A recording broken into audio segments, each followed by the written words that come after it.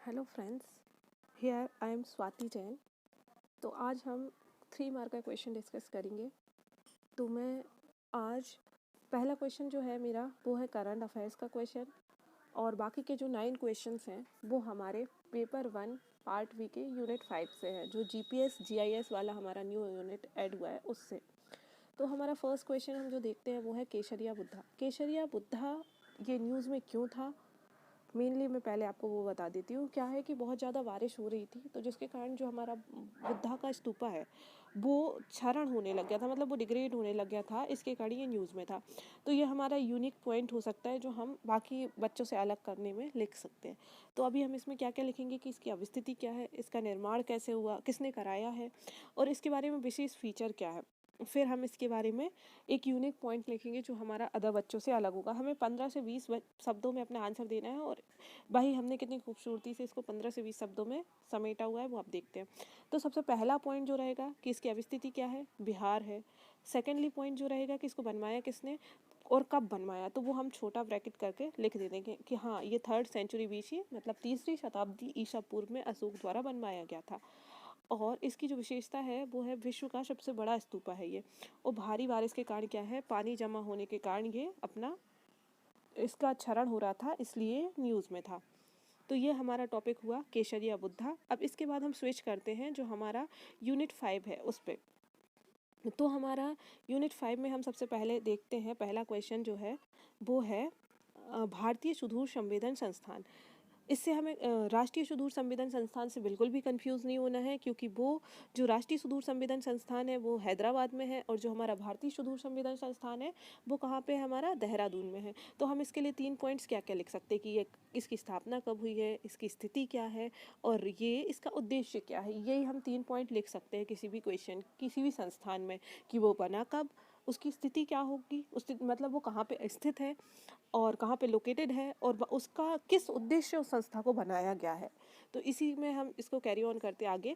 तो जो हमारा भारतीय सुदूर संवेदन संस्थान है वो 1966 में बनाया गया था, और इसकी अवस्थिति देहरादून में है। और इसका उद्देश्य क्या है, सुदूर संवेदन लिख ही रहा है ना, सुदूर संवेदन मतलब रिमोट सेंसिंग।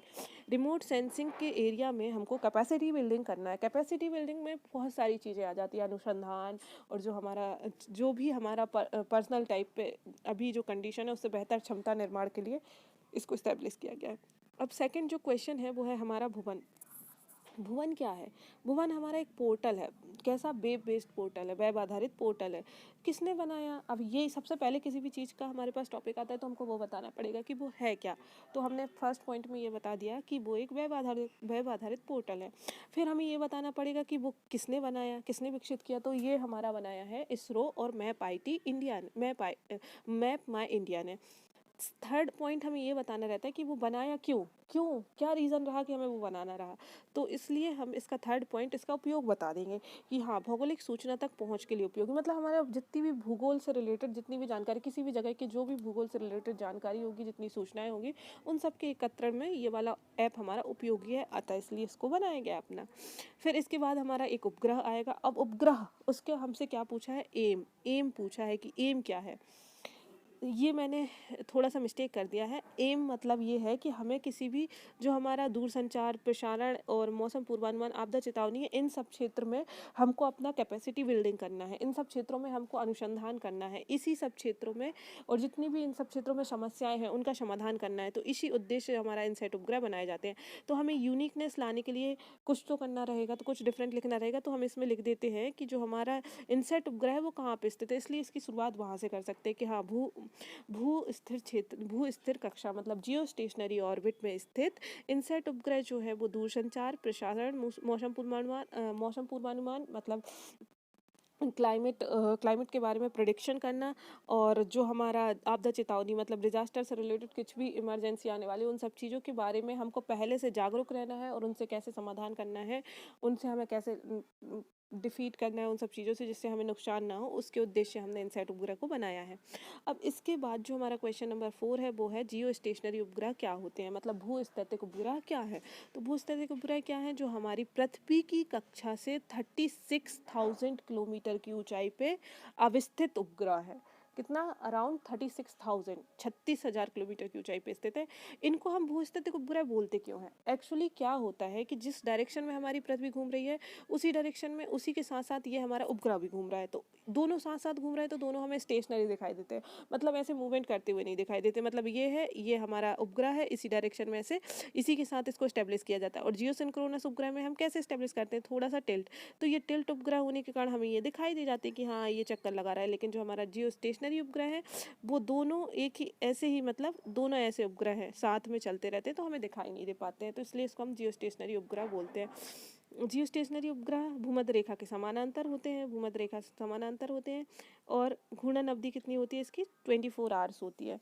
तो ये हम 3 क्वेश्चन लिख सकते हैं और एक किसी जियो स्टेशनरी उपग्रह का हम एग्जाम्पल दे सकते हैं यहाँ पे। फिर हमारा आता है गगन उपग्रह। गगन उपग्रह जो है इसका फुल फॉर्म देखेंगे सबसे पहले हम। ये जो है GPS aided augmented navigation satellite है, और इसको किसने बनाया है, वही बात वापस से इसरो और जो हमारा सिविल एविएशन डिपार्टमेंट है उसने बनाया, मतलब नागरिक उड्डयन विभाग ने बनाया। इसका काम क्या है, सिविलियन और नॉन सिविलियन जो सर्विसेज हैं वो प्रदान करना है, अपना सिविलियन और नॉन सिविलियन सैन्य और असैन्य सेवाएं प्रदान करना है। ठीक है, अब इसके बाद जो हम पढ़ेंगे, आगे बढ़ते हैं। अब हमारा नाविक, नाविक क्या है, नाविक को लिखते समय हमें बहुत ज़्यादा अच्छे से ध्यान देना होगा कि ये जो है वो एक रीजनल नेविगेशन सैटेलाइट है।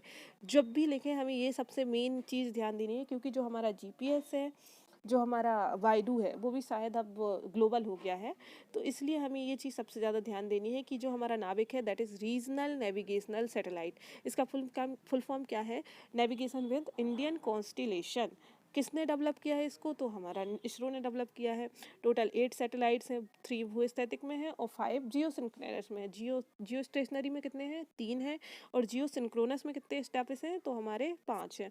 इसको आप सैटेलाइट की जानकारी ना देके ये भी लिख सकते हैं, जैसा कि हमने पहले किया है, कि जो नाविक क्या है, क्या है के बाद किसने डेवलप किया और इसका यूजेस क्या है, क्यों इसको बनाया गया है। तो वो 3 पॉइंट आप इसमें भी कैरी ऑन कर सकते हैं।